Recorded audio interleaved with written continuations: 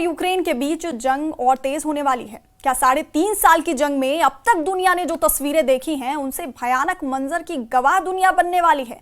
ये सिर्फ सवाल नहीं है बल्कि एक ऐसी सच्चाई है जो धीरे धीरे विस्फोटक आकार लेती जा रही है, क्योंकि अमेरिका और यूरोप की तमाम कोशिशों के बावजूद पुतिन ना तो एक कदम भी पीछे हटने के मूड में है और ना ही कोई कदम उनकी वॉर मशीनरी के आगे बैरियर साबित हो रहा है, जिसका असर ये हो रहा है कि अब सब कुछ पुतिन को तय करना है।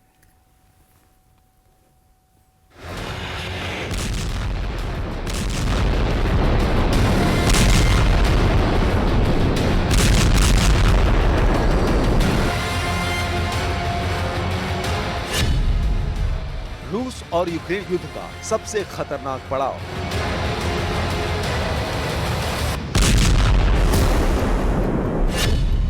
यूक्रेन में उठेगी तबाही की नई लहर।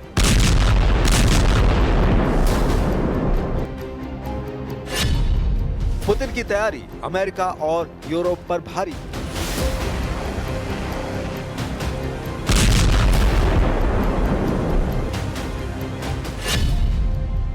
वॉर जोन से आई नए महासंग्राम की आहट।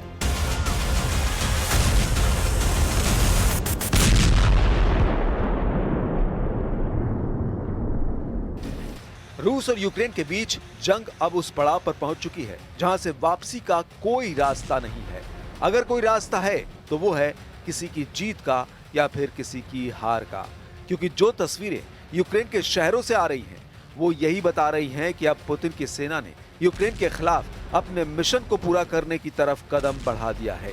यानी अभी तक जो जंग की तस्वीरें दुनिया देख रही थी उससे भी भयानक तस्वीरें आने वाली हैं। अभी तक रूस की सेना ने अपने बारूदी तरकश के जिन हथियारों को छिपा रखा था वो अब बाहर आने वाले हैं और ये तस्वीरें इसी तरफ इशारा कर रही हैं। रूस और यूक्रेन की जंग अब उस खतरनाक मोड़ पर है जहां हर अगला कदम विनाश की एक नई कहानी लिख रहा है। I do not even know what to say, honestly. I work at a local market. We know all the local people. They used to shop with us. I have no words. All those children, we watched them as they grew in front of our eyes. It is so difficult, really tough. I have no words to describe it.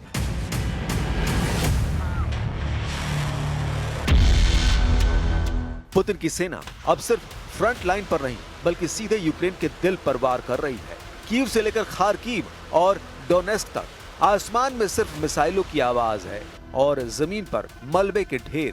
महज एक हफ्ते में रूस ने high precision हथियारों और drone से 7 बड़े ग्रुप स्ट्राइक किए। टारगेट साफ थे, यूक्रेन की ताकत को जड़ से खत्म करना। हथियारों के कारखाने, एयरबेस, मिसाइल स्टोरेज डिपो और फ्यूल डिपो सब कुछ तबाह कर दिया गया। यानी यूक्रेन की उस ताकत पर हमला किया गया जिसका इस्तेमाल अब तक रूस के खिलाफ किया जा रहा था। इसी बीच रूस ने एक और बड़ा दावा किया है।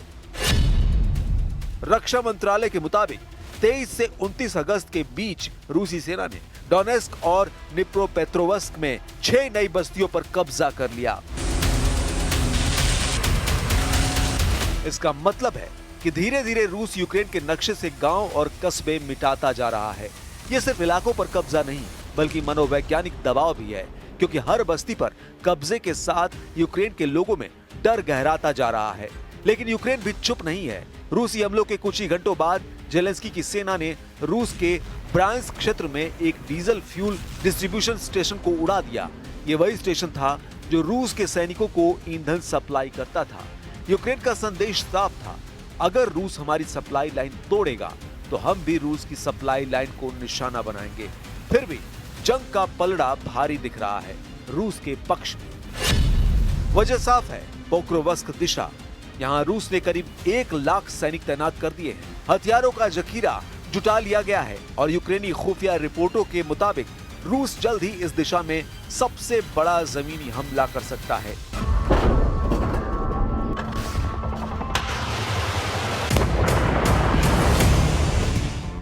जेलेंस्की का दावा है कि फ्रंट लाइन ब्रॉडली कंट्रोल में है, लेकिन उनकी चिंता छिपी नहीं रह गई। उन्होंने खुद माना पोक्रोवस्क में हालात बेहद चुनौतीपूर्ण हैं। ये वही इलाका है जहां से अगर रूस आगे बढ़ता है तो यूक्रेन के पूर्वी मोर्चे की डिफेंस लाइन ध्वस्त हो सकती है।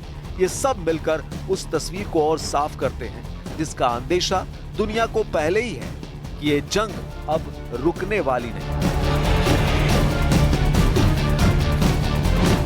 रूस और यूक्रेन दोनों ही अपने अपने पत्ते पूरी ताकत से खेल रहे हैं। पुतिन ने अपने सैनिकों को तैयार कर दिया है और यूक्रेन अपने हर जवाबी वार में यह दिखाना चाहता है कि वो अभी भी जंग के मैदान में खड़ा है। लेकिन सच्चाई यही है, जंग में जीत किसी बयान से नहीं बल्कि हथियार से तय होती है। और इस वक्त रूस के हथियार, रूस की ताकत, रूस की रणनीति सब यूक्रेन पर भारी पड़ रही है। आने वाले दिन इस संघर्ष को और भी भयावह बनाएंगे, क्योंकि अब तक जो बम गिरे वो सिर्फ शुरुआत थी।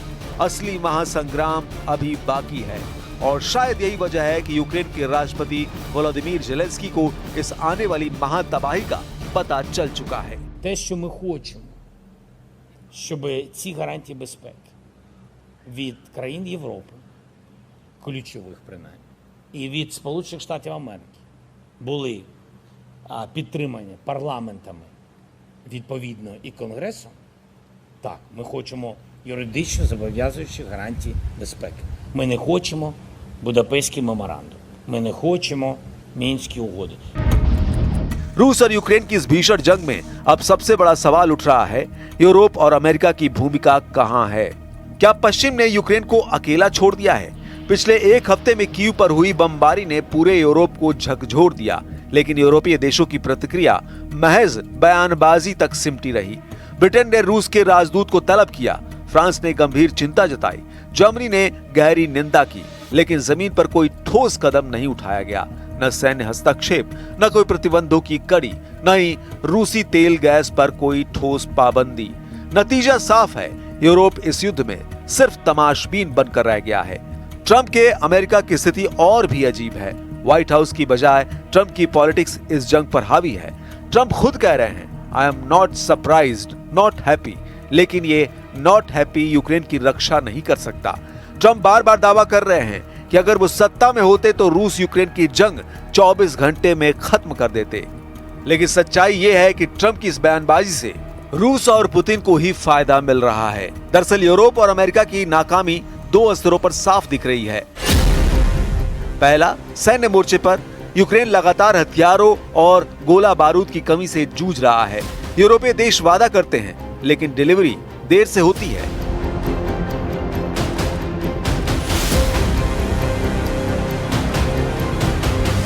अमेरिका से आने वाले एड पैकेज पर कांग्रेस में राजनीति हो रही है। यही वजह है कि ज़ेलेंस्की बार बार कानूनी सुरक्षा गारंटी की मांग कर रहे हैं। यूक्रेन की नाकामी की दूसरी वजह भी समझिए, यह है डिप्लोमेटिक मोर्चा। पश्चिमी दुनिया रूस पर दबाव बनाने के लिए पूरी तरह नाकाम रही है। पुतिन लगातार हमला कर रहे हैं, नए नए इलाके कब्जा कर रहे हैं और यूरोप की चेतावनियों को खुलेआम नजरअंदाज कर रहे हैं। ब्रिटिश काउंसिल और ईयू दफ्तर पर हुए हमले इसका जीता जागता सबूत हैं। जब अंतर्राष्ट्रीय संस्थाओं तक पर हमले हों और फिर भी पश्चिम सिर्फ चिंता जताए, तो ये सीधे सीधे फेल्योर है।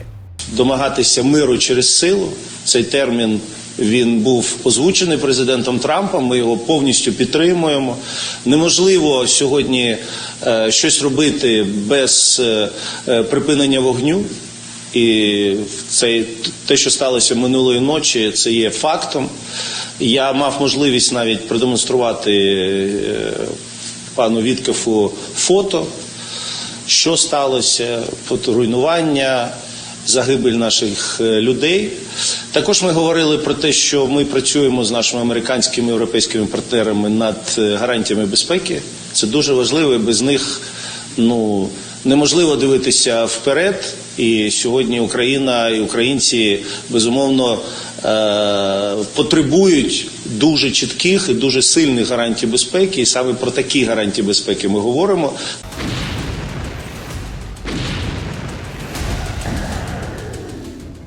ट्रंप और यूरोप की ये कमजोरी रूस के लिए एक मौका है। पुतिन जानते हैं कि पश्चिम थक चुका है, अमेरिका अपनी राजनीति में उलझा है, यूरोप अपनी आंतरिक समस्याओं, इमिग्रेशन, इकोनॉमिक क्राइसिस और एनर्जी सिक्योरिटी से जूझ रहा है। ऐसे में अगर रूस यूक्रेन में और आगे बढ़ता है तो उसे रोकने वाला कोई नहीं होगा। यही वजह है कि आज दुनिया भर में नैरेटिव बन रहा है कि ट्रंप और यूरोप पूरी तरह फेल हैं। ज़ेलेंस्की को उम्मीद थी कि पश्चिम उनके लिए ढाल बनेगा, लेकिन अब वही पश्चिम सवालों के घेरे में है। इस युद्ध का असली सच यही है कि जब बड़े देश राजनीतिक बयानबाजी और कूटनीतिक दिखावे में उलझ जाते हैं, तब छोटे देश युद्ध भूमि पर अकेले पड़ जाते हैं। और इस वक्त यूक्रेन उसी अकेलेपन का सबसे बड़ा उदाहरण है। लेकिन यह मामला सिर्फ यूक्रेन की बेचारगी तक सीमित नहीं है। ये हालात तमाम चुनौतियों के बीच लगातार बढ़ती रूस की ताकत और पुतिन की मजबूत इच्छा शक्ति की तरफ भी इशारा करते हैं।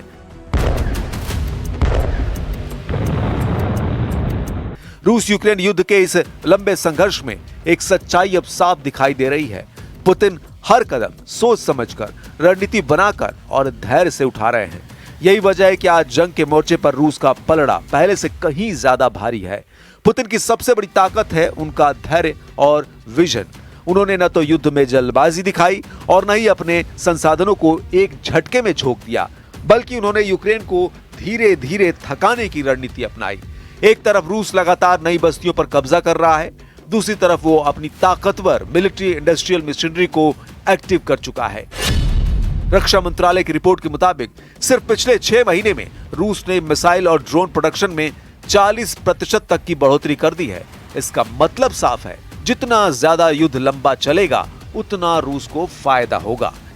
यही वजह है कि पुतिन अब हर मामले में हाई प्रिसिशन हथियारों और ड्रोन का इस्तेमाल कर रहे हैं। दूसरी ताकत रूस की ऊर्जा राजनीति। यूरोप ने रूस से गैस और तेल खरीदना बंद करने की कोशिश की, लेकिन सच ये है कि रूस ने नए बाजार ढूंढ लिए। चीन, भारत और एशिया के कई देशों में रूसी ऊर्जा की खपत लगातार बढ़ रही है। नतीजा ये कि रूस की अर्थव्यवस्था न सिर्फ टिकी हुई है, बल्कि उसके पास युद्ध को लंबा खींचने के लिए पैसों की कमी नहीं है। पुतिन की तीसरी ताकत है उनका घरेलू मोर्चा।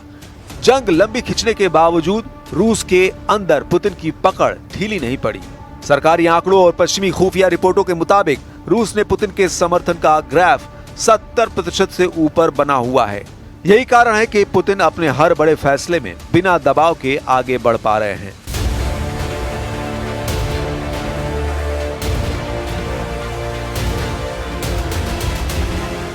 इसके अलावा पुतिन की कूटनीतिक रणनीति भी पश्चिम के लिए बड़ी चुनौती है।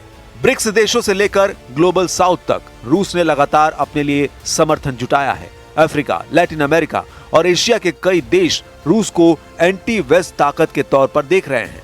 संयुक्त राष्ट्र में भले ही निंदा प्रस्ताव आते हों, लेकिन असल दुनिया में पुतिन को कूटनीतिक अकेलापन झेलना नहीं पड़ रहा।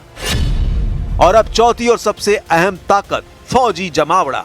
यूक्रेन के राष्ट्रपति जेलेंस्की ने खुद स्वीकार किया है कि रूस ने पोक्रोवस्क दिशा में लगभग 1 लाख सैनिक तैनात कर दिए हैं। इसके साथ ही टैंकों, तोपों और मिसाइलों का विशाल भंडार तैयार है। इसका मतलब है कि आने वाले दिनों में रूस किसी भी वक्त सबसे बड़ा जमीनी हमला कर सकता है। इन सारी बातों को जोड़कर देखें तो तस्वीर साफ हो जाती है। पुतिन न तो थके हैं, न झुके हैं और न ही रुके हैं। वो युद्ध को अपनी शर्तों पर आगे बढ़ा रहे हैं। पश्चिम की कमजोरी और यूक्रेन की थकान ने उन्हें और मजबूत बना दिया है। यही कारण है कि आज की दुनिया में ये नैरेटिव मजबूती से उभर रहा है कि अब इस जंग का फैसला पुतिन के बम से होगा।